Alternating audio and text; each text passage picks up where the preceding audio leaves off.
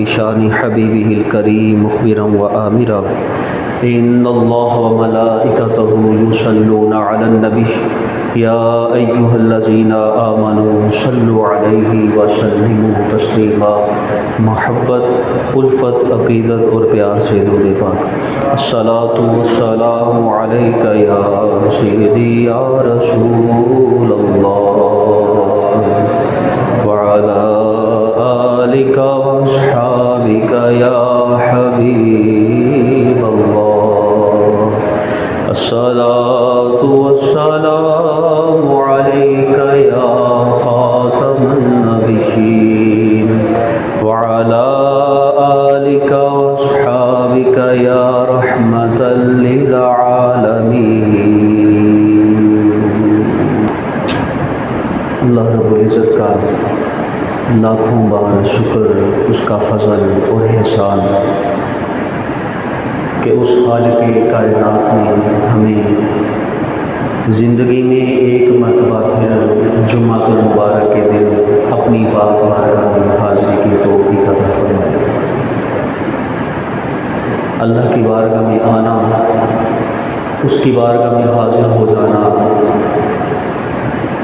اپنی جبین کو جھکا کر سر پر سجود ہو کر سجدہ شکر ادا کرنا اتنا بڑا انعام ہے، اتنا بڑا فضل ہے کہ اس فضل اور احسان کو ہمیں اس وقت اس کا احساس ہوگا کہ جب ہماری آنکھیں بند ہو جائیں گی.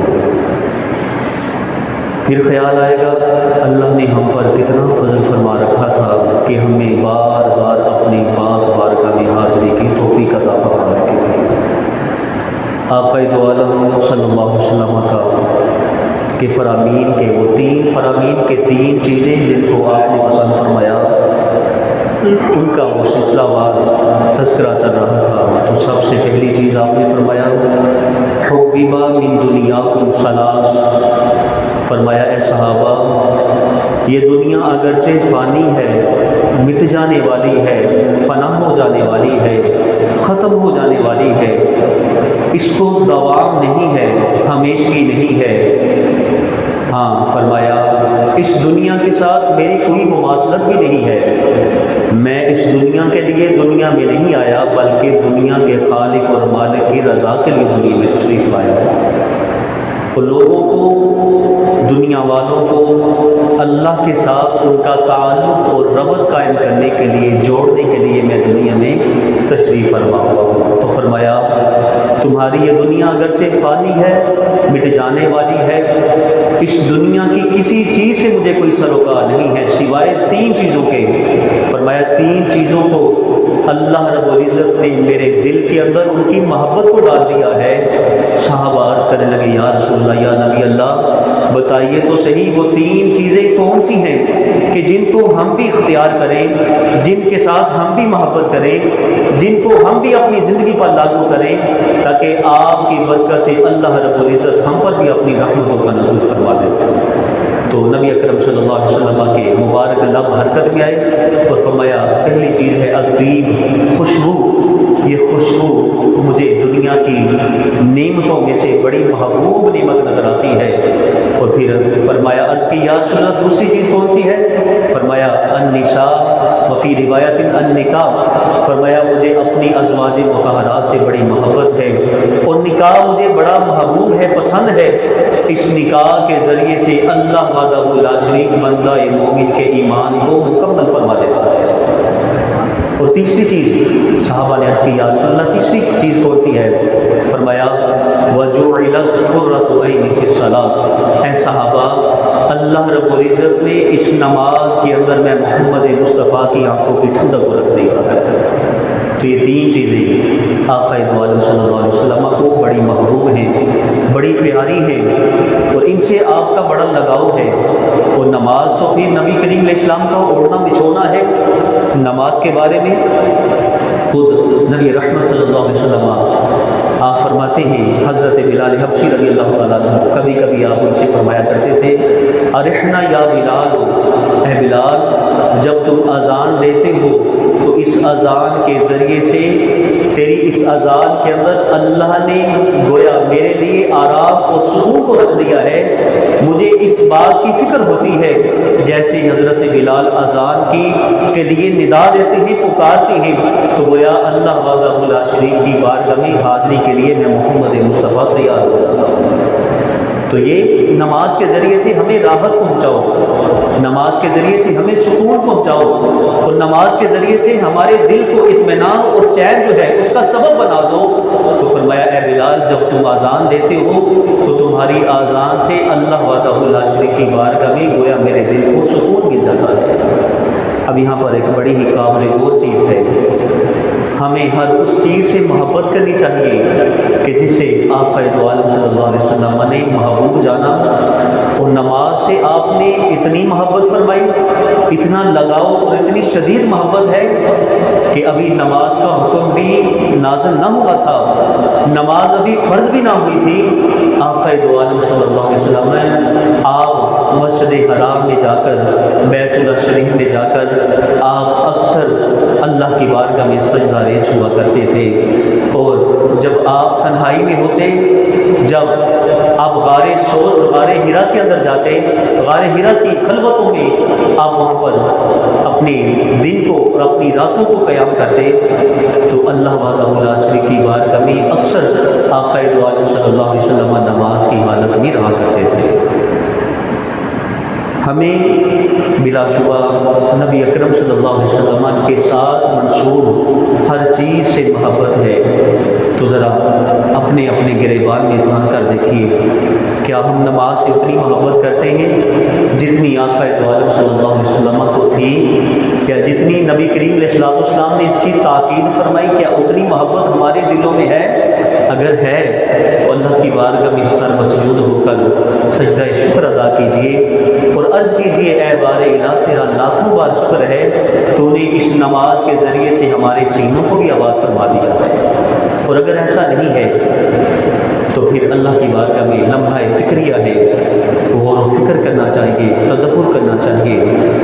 اور کچھ نمازی تو ایسے ہیں جن کے بارے میں خود اللہ نے ارشاد فرمایا فَوَيْلٌ لِّلْمُصَلِّينَ الَّذِينَ هُمْ عَنْ صَلَاتِهِمْ سَاهُونَ، فرمایا ہلاکت ہے ان نمازیوں کے لیے، تباہی ہے ان نمازیوں کے لیے جو اپنی نماز کو بھولے ہوئے ہیں، اپنی نماز سے غافل ہیں۔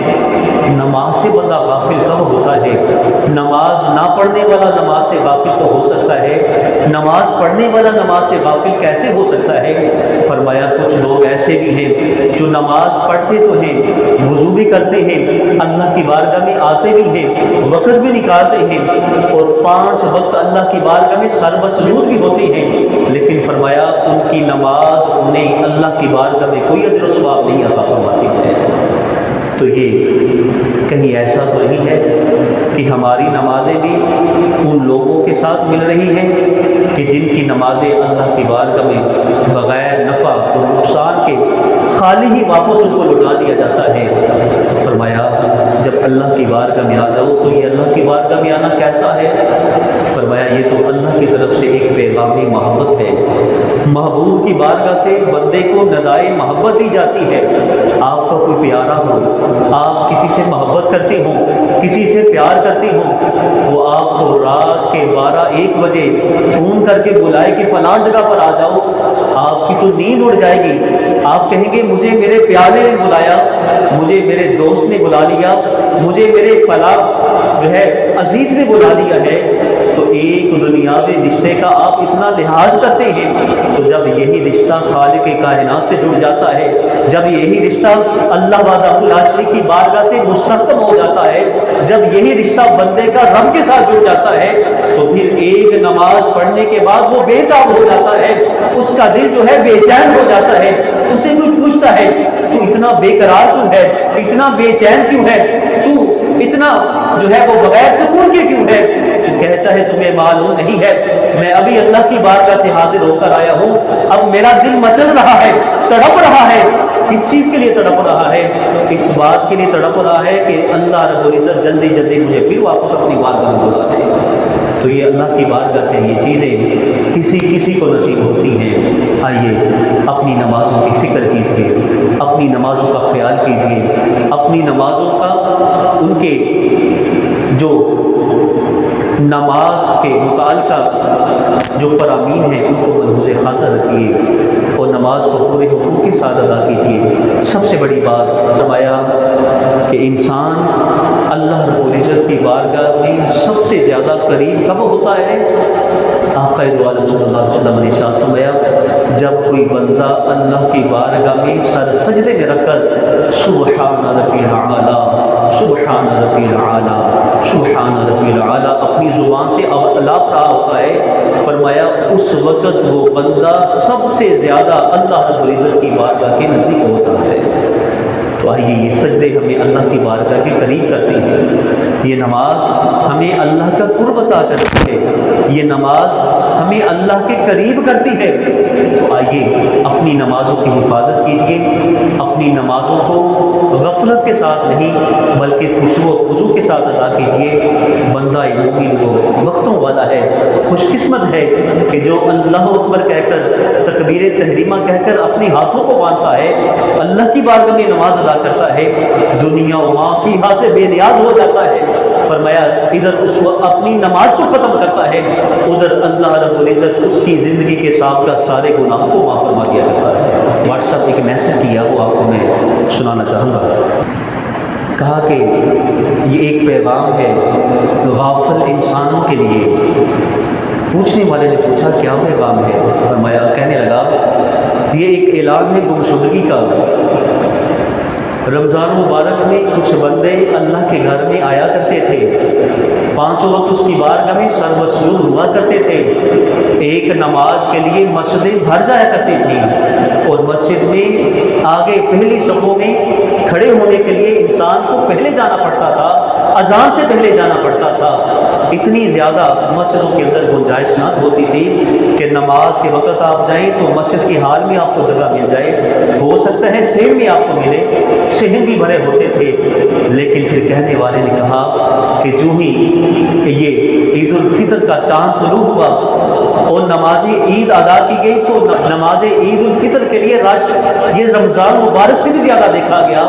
तो जब नमाज ईद अदा करने के बाद ज़ुहर की नमाज का वक़्त हुआ तो मुनादी ने निदा दी, मुअज्जिन ने अजान दी, और जब उसने अजान दी अब वो इस इंतज़ार में है, एक शख्स मस्जिद में आ चुका है, अब एक और आ जाए ताकि अल्लाह की बारगाह में हम नमाज अदा करने वाले बन जाए। तो कहने लगा इसको अपनी मखलूक को और इंसानों को ये पैगाम दे दो कि ऐ गाफिल इंसान, वो अल्लाह जो रमज़ान में तुम पर मेहरबानी फरमाता था, रमज़ान में तुमसे मोहब्बत करता था, गैर रमज़ान में भी वो रब ऐसे ही तुमसे मोहब्बत करता है कि जिस तरह रमज़ान की सादतों और सातों में तुमसे मोहब्बत करता था। अल्लाह की बारगाह में 5 वक्त निदा दी जाती है, हय्या अलस सलाह, हय्या अलल फलाह, आओ फलाह की तरफ आ जाओ, आ जाओ कामयाबी की तरफ आ जाओ, आ जाओ नमाज की तरफ आ जाओ। लेकिन फरमाया हम अपने घरों में होते हैं, एक कान से सुनते हैं उसी कान से निकाल देते हैं, कुछ अपनी दुकानों में होते हैं, मस्जिद में नमाज की आवाज़ आती है, अजान की आवाज़ उनके कानों में आती है, कानों से टकराती है, लेकिन दिल तक उस आवाज़ को वो नहीं पहुंचा सकते।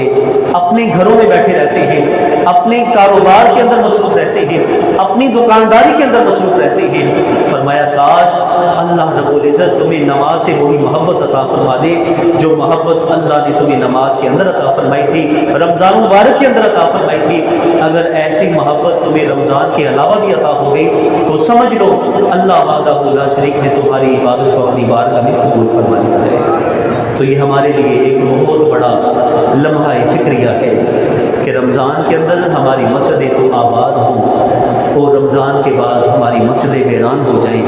मस्जिद अल्लाह का घर है, मस्जिद अल्लाह रब्बुल इज़्ज़त का पसंदीदा ये जगह है, मकाम है।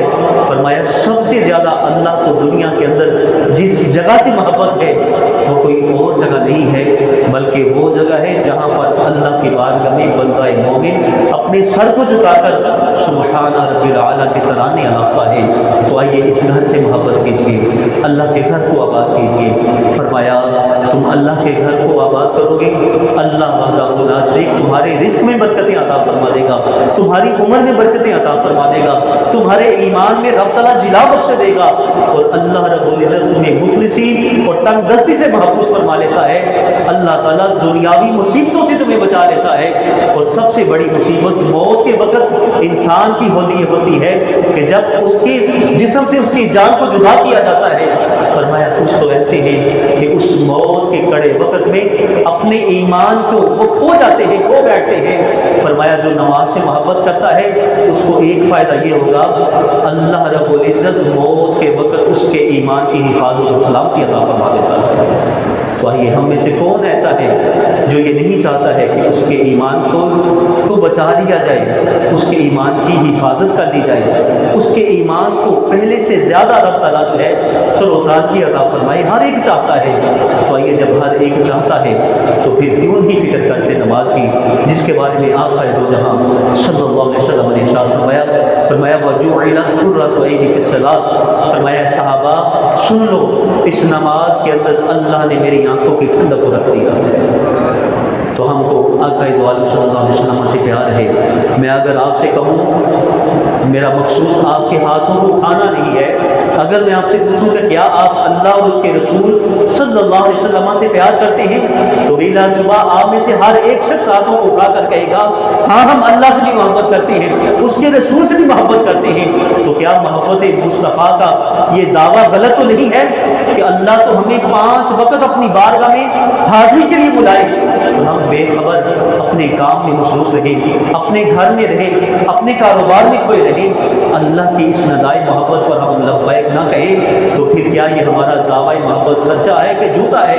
اس کا نتیجہ آپ خود ہی نکال لیجئے۔ تو آئیے لمحہ فکریہ ہے ہمارے لیے، آج ہم مچھلوں کو بنا تو دیتے ہیں، مچھلوں کو مزین اور آراستہ کر دیتے ہیں، بڑی بڑی خوبصورت ٹائر اور پتھر لگا دیتے ہیں۔ فرمایا ایک وقت تھا کہ جب مسجدیں کچی ہوا کرتی تھیں لیکن اس کے نمازی پکے ہوتے تھے، 5 وقت اللہ کی بارگاہ میں حاضر ہوتے تھے، کبھی نماز سے غفلت نہیں کرتے تھے۔ آج وہ وقت ہے کہ اہل ایمان اپنی مسجدوں کو تو پختہ بنا دیتے ہیں، مسجدوں کو تو خوبصورت بنا دیتے ہیں، لیکن مسجد کو آباد کرنے کے لیے اس میں سجدہ ریزیاں نہیں کرتے ہیں۔ تو آئیے اللہ کی بارگاہ میں دعا بھی کریں، کوشش بھی کریں کہ اللہ رب العزت ہمیں 5 وقت اپنی بارگاہ میں حاضر ہونے کی توفیق عطا فرمائے۔ جو بندہ اپنی جبین کو اللہ کی بارگاہ میں سجدے کے لیے سجا دیتا ہے، اللہ رب العزت پھر مخلوق کے خدا سے اس کو بے نیاز بھی فرما دیتا ہے۔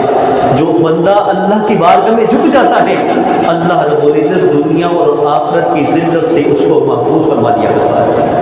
آئیے چاہتے ہیں رب تعالیٰ ہمیں دنیا میں عزتیں عطا فرمائے، موت کے وقت اللہ تعالیٰ ہمارے ایمان کو محفوظ فرمائے، اور قبر میں اللہ تعالیٰ ہماری قبر کو آباد فرمائے، تو اور حشر میں آقا دو عالم صلی اللہ علیہ وسلم کی شفاعت کبریٰ کا ہم حقدار بھی بن جائیں، نبی کریم علیہ السلام کو لواء الحمد میں ہمیں جگہ بھی مل جائے۔ تو آئیے ان تمام تر چیزوں کے حصول کے لیے ایک چیز کی پابندی کیجیے، وہ چیز کیا ہے؟ نماز ہے۔ نماز کو اپنا میں چھوٹا بنا لیجیے۔